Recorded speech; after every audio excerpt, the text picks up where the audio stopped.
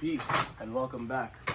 This is now our official second last segment of this year's Black History Month showcase, the Introduction to Nile Valley Civilization, and it is indeed a bittersweet feeling. Now, as I mentioned, this is our second and last segment as it pertains to the governance and government of pre-colonial and pre-dynastic African history, and the topic that we are choosing to hone in on is the matriarchy system and matrilineal system. As mentioned when I wrapped up chiefless states and the African Constitution, a lot of us men and in the Western Hemisphere of the world were very quick and we're very gung ho to yell patriarchy and all that kind of stuff, and we completely jump over the fact that in the original pre-dynastic African history, and we completely jump over the fact that when you go far back enough in pre-colonial African history, we come from a matrilineal civilization. So what we're going to do here is expound on that, and we're going to go through 3 or 4 different pieces of literature to substantiate this premise. It's going to be pretty fun and pretty difficult, so work with me. As we've done, and we're going to continue to do, we're going to start by jumping into a quote. This time it's going to be from the late and great Edward Blyden. For those of you who don't know Edward Blyden, he is actually one of the first prominent and profound Black scholars, and he is actually one of the, if not the founding fathers of the Pan-African movement. For those of you who know Marcus Garvey and often acknowledge him as the father of Pan-Africanism, what you should know is that Marcus Garvey is on record taking inspiration and reverence from Edward Blyden. I encourage you all to look him up. Now, he is on record stating, "If you are not yourself, if you surrender your personality, you have nothing left to give the world. You have no pleasure, no use, nothing which will attract and charm me. For by the suppression of your individuality, you lose your distinctive character," something that I am not willing to do. So, as I mentioned in my initial story and initial segment, this isn't really, what I'm doing here is not really to be liked or to really be adored. This is being done as it's a part of who I am, and this is me and my expression of my individuality to you guys. So, what we're going to do to start this segment, is we are going to be diving into Sheikh Anta Diop's African Origin of Civilization, and this excerpt is coming off of page 142. Now, that page reads, "The matriarchal system is the base of the social organization in Egypt and throughout Black Africa. In contrast, there has never been any proof of the existence of a Paleo-Mediterranean matriarchy, supposedly exclusively white." So right off the bat, what we hear is that at the base of Black Africa and pre-colonial and pre-dynastic Africa, we find ourselves at a matriarchal and a matrilineal system. Okay, so we are going to go in through different excerpts through different pieces of literature and expound on what that means and just how that looked. Okay, so we're turning off the lights. Join me in the presentation. Let's go. All right, welcome back. So what we're looking at here is page 113, as you can see, of Sheikh Anta Diop's African Origin of Civilization. We're going to start reading halfway through that first paragraph where you see nomadism. All right, now as it reads, "Patriarchal nomadism was responsible for cremation. Thus, the ashes of ancestors could be transported in small urns. This custom was perpetuated by the Greeks, the Aryans, and the Aryans introduced it to India after the year 1450. That explains Caesar and Gandhi being cremated. Man was the pillar of that kind of life. Women's economic role was much less significant than in Black agricultural societies. Consequently, the nomadic patriarchal family was the only embryo of social organization. The patriarchal principles would rule the whole life of Indo-Europeans from the Greeks and Romans to the Napoleonic epoch. The patriarchal principles would rule the whole life of Indo-Europeans from the Greeks and Romans to the Napoleonic epoch to our day. This is why the woman's role in public life would arrive later in European than in Negro societies. If the opposite seems true today, in certain parts of Black Africa, it can be attributed to the Islamic influence. Now, what we read on page 143 of this book is what exactly is the origin of Negro matriarchy? We do not know for certain at this present time. However, the current premise holds that the matrilineal system is related to farming. Now, on page 143, we read, what exactly is the origin of Negro matriarchy? We do not know for certain at this present time. However, the current premise holds that the matrilineal system is related to farming. If agriculture was discovered by women, as it is thought to be, if it is true that they were... Now, what we're going to do is we're going to continue reading this excerpt on page 144. Now, if it is true that they were the first to think of selecting nourishing herds by the very fact that they remained at home while the men engaged in more dangerous activities like hunting and warfare, this, along with matriarchy, would explain an important but almost unnoticed aspect of African life. Woman is the mistress of the home, in the economic sense of the word. She is in charge of all the food, which no one, not even the husband, can touch without her consent. Frequently, a husband, within reach of food prepared by his own wife, dares not touch it without her authorization. It is degrading for a man to enter a kitchen in Black Africa. Accordingly, woman exercises a kind of economic ascendancy over African society. The more marked because it is only generally applied. The hypothesis that women discovered agriculture would also enable us to understand why women still habitually cultivate a small garden around the hut. This is their own domain where they grow their own condiments. All right, very profound. So we're going to be moving on. Now we're looking at page 145. The matriarchal system proper is characterized by the collaboration and the harmonious flowering of both sexes, and by a certain preeminence of women in society, due originally to the economic conditions, but accepted and even defended by the men in antiquity. So what we've gathered here over these last few pages and over the last few excerpts is that the ancient agricultural ways of the Anu civilization and of pre-colonial Black Africa was a very prominent reason as to why it was very easy for these families to operate in the matrilineal way of being. Men were out doing other things, and the women were given the privilege to lead and take on that leadership role in the house, around the house, in the kitchen, and with all things cultivation. And obviously we live in different times, but I try and operate as closely in reverence to pre-colonial ways of being. So sometimes I poke fun in my own house with my girl, and sometimes I go in the kitchen and I ask permission. It's funny, but I'll be asking permission. I'll be like, oh yeah, can I have dinner now? And she tells me don't ask, but I ask anyways. It's kind of funny. So moving on, what we're going to do is we're going to proceed to demonstrate women's role in history by identifying and examining the different queens of dynastic Kemet and of pre-colonial Black Africa. To do that, I'm going to show and read an excerpt coming out of this same book, but now on page 143 in regards to Queen Candace. So, what we read here is Alexander was a foreigner from Macedonia.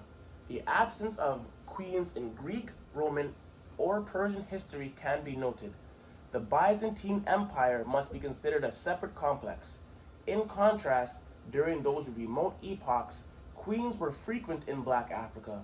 When the Indo-European world acquired enough military strength to conquer the old countries that had civilized it, they encountered the fierce, unyielding resistance of a queen whose determined struggle symbolized the national pride of a people.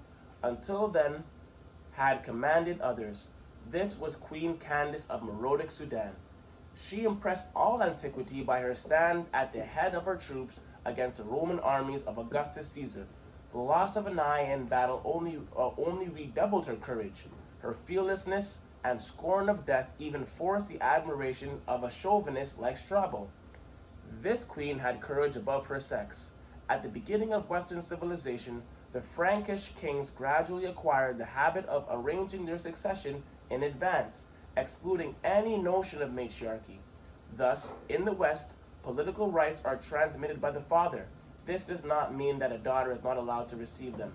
On the other hand, Negro matriarchy is alive today as it was during antiquity. Antiquity meaning ancient times. In regions where the matriarchal system has not been altered by external influences, Islam and other things, it is the woman who transmits political rights. This derives from the general idea that hereditary is effective only matrilineally. So, what I can do to expand a little bit on that last point is speak on the fact that in Dynastic Kemet, from 3200 BC all the way until the end of the 25th or 26th dynasty, in order for a king to even be granted the privilege and honor of being a king, what was a prerequisite was being married into the royal family through a woman. So what does that mean? A king cannot be a king without marrying a particular woman. This is the ancient pre-colonial history of matriarchy and matrilineal governance in Africa. Profound. Okay, so what we're going to do is I'm going to show you an excerpt and a picture of this. So this is that depiction we were just talking about. Queen Candace, Empress of Ethiopia and General-in-Chief of its armies, waiting for Alexander the Great to cross the new border at the First Cataract. Alexander, having conquered Egypt, easily decided against the invasion of the ancient center of black power and halted his army at the First Cataract, 332 BC. Now, before I move on, would you look at this queen? She's not taking no smoke. At the head of her army on 2 olifants or elephants, and at the end of the day, King Alexander is a smart man, if you ask me. I wouldn't step forward either.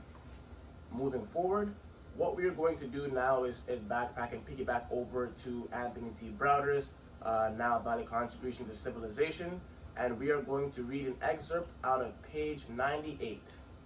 Okay, this is in regards to the architectural masterpiece of Kemet.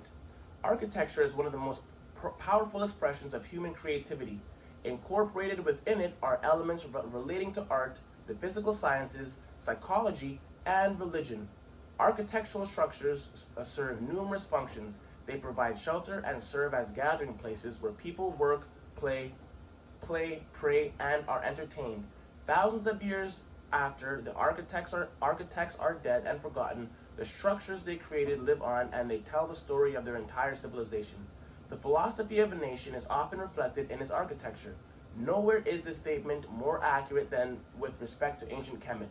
Before the Medu-Neter, hieroglyphics or writings of the gods were deciphered, 100 years before the complexities of the science, religion, and philosophy of Kemet were known, her ancient temples, pyramids, and tombs commanded the respect and admiration of millions of awestruck visitors. Numerous questions have been asked as to why and how these monuments were built. Many of these questions remain unanswered to this very day. Not only does the architecture of Kemet reflect the values and philosophies of its people, it also has incorporated within its physical structure aspects of ancient knowledge which can easily be interpreted, and other elements which defy analysis. Its powerful image overwhelms the senses. The same architecture transmits a subliminal message into the conscience of any individual who is spiritually and mentally prepared to receive it. So we'll stop right there, and what we'll do is we will look at this depiction here. What we are looking at is the temple of Queen Hatshepsut, also the Mortuary Temple. To look more deeply into this architecture and an example of this architecture, what we're going to look at is the Mortuary Temple of Queen Hatshepsut. Now, the Mortuary Temple of Queen Hatshepsut is considered one of the finest architectural structures ever created. It was built into the mountains on the west bank of the city of Waset, Luxor, around 1470 BC, and the original name of the temple was Zoret Zoru. I'm trying my best with the pronunciation. You guys work with me. Which means the Holy of Holies. This structure is now called Dir al-Bahari, which was the name given to it by the Arabs. Now, before we go much further, this is a depiction of Queen Hatshepsut coming out of Anthony T. Browder's historical timeline. And I want to make note, we just mentioned something very significant. This mortuary temple was known as the Holy of Holies. Now, why is it significant? When you Google Holy of Holies in hopes of actually being taught of this architectural magnificence, instead what we're taught is The Holy of Holies is a term in the Hebrew Bible that refers to the inner sanctuary of the tabernacle where God's presence appeared. According to the Hebrew tradition, the area was defined by 4 pillars that held up the veil of the covering, under which the Ark of the Covenant was held above the floor. Now, in regards to the Ark of the Covenant, we want to pay attention to the historical context, and we want to be able to paint a timeline and a very clear and vivid picture, because now what we have are 2 separate accounts of quote-unquote Holy of Holies, which came first, which came after. We read here, sometime during the 10th century BC, King Solomon built the Temple of Jerusalem, and the Ark was moved to the temple's innermost sanctum, the Holy of Holies. This space was accessible only to the Israelite high priest and only once a year. Why is it significant? Because 1, not only was the mortuary of Queen Hatshepsut built almost four centuries prior to the fact, but 2, when you understand the way the ancient Kemites built their architecture in relation to the cosmos and in relation to the significant events of the cosmos, you understand the reason why this place was called the Holy of Holies, the mortuary of Queen Hatshepsut. Now, why is this significant? Because if you were privileged enough to be around the Mortuary Temple of Queen Hatshepsut during the winter solstice, which is I believe the shortest day of the year, December 21st, what you see is at a particular point in time when the sun rises, you see this magnificent sight. This architectural magnificent megalithic structure was built so that the sun dives directly into the altar, parallel with the columns. You also see the altar here with the 2 kings standing right above the altar and the Merodic writings of the god above the altar. This means that ever since this megalithic structure was built over 2,000 years ago, on an annual basis, on the shortest day of the year during the winter solstice, okay, the sun rises and bestows the most magnificent rays of light into this altar, into the original Holy of Holies. I have to speak on that before we move forward. Now, going on, we see another example of matriarchy in ancient Africa. Now, who we're looking at is Queen Amos Nefertari. She is known as one of the most notable and profound queens of Dynastic Kemet, and she is depicted as black as she is, as perfect black as she is, because that exemplifies deification. This queen was granted to the rank of a deity, 1550 BC to 1500 BC. Moving on, we see Queen Tai, 1390 to 1340 BC, another example of matriarchy within Africa. We look at another depiction coming out of Sheikh Anta Diop's African Origin of Civilization, another black queen of ancient Sudan, possibly a descendant of Queen Candace, whose name was often adopted by later Sudanese queens in memory of her glorious resistance. Now, to wrap things up, what I want to do is I want to bring our attention to yet another profound black queen of Africa, and this is Queen Zynga, who is known as Africa's greatest daughter. Queen Zynga of Angola, leading her troops against the Portuguese armies against which she fought for many years. Now, looking at page 260 of Chancellor William's Destruction of Black Civilization, what we read in regards to Queen Zynga is, greatness was born out of the savage oppression of the Africans, and out of that oppression, it grew like a giant. Just while the Portuguese drew so much blood with the lash from already chained and helpless slaves, it's beyond all human understanding since. If for no other reason, the victims were articles of commerce and the source of their very riches, slavers sought. Besides, over half of the captured blacks died before reaching their destination. Now, what we read on page 264 is that Queen Zynga's chief claim to fame was that she was the greatest abolitionist of slavery, that she herself had no slaves, and indeed had not the slightest need for any. One of the reasons might be that she was so much loved and even blindly followed by her people that it was believed that all would die to the last man and woman following her leadership. Such were the men, not slaves, who gladly formed a human chair before the astonished Portuguese leader. During their long wars of invasion, the Portuguese met a formidable adversary in Queen Zynga of Matamba. In 1662, she went to Luanda on behalf of her brother, the Queen Ndongo, in an effort to negotiate peace.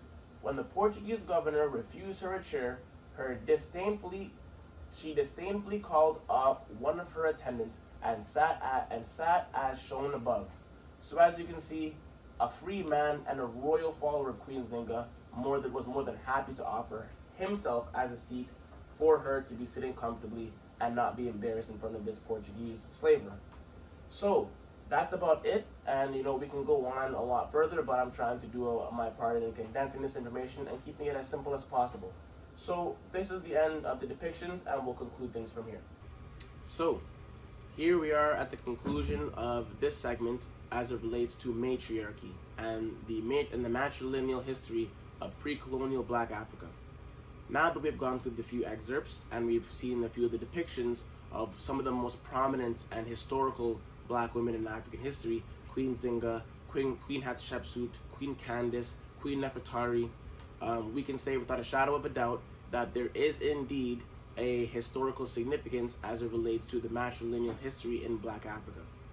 One of the few takeaways that I want to reiterate is that one, no matter how powerful the king, no king became a king of Dynastic Kemet without marrying a queen of the royal family. Two, no matter how powerful you were, when you came home, there was reverence and acceptance for the leadership role and the agricultural role that the women or the queen of the households had. Four, there was not as much of a conversation of, and behind every great man there is a woman. Men and women were side by side, and their positions and their importance were equally as important. So, as I mentioned, I was very excited to bring that segment towards you guys and bring this information out. I want to take a moment to big up my queens, big up my mothers, and big up the women of pre-colonial Black Africa. Now that finishes up our conversation as it relates to the government and governance of pre-colonial Black Africa. And that wraps things up. Unfortunately, I haven't had an opportunity to go into the arts and the writing, but who knows? Season 2, we'll see. Stay tuned. What we will do is we will conclude this last series finale by looking into, as I said, the Exodus, the invasions of Kemet, particularly the invasion of the Hyksos, as well as just how monotheism came into the Hebrew culture through Moses and what its true origins are.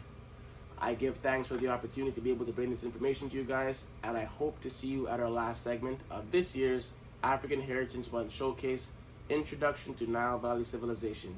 Peace and power. Life is a circle, goes round and round. Oh, mine's not a circus, I'm not your clown.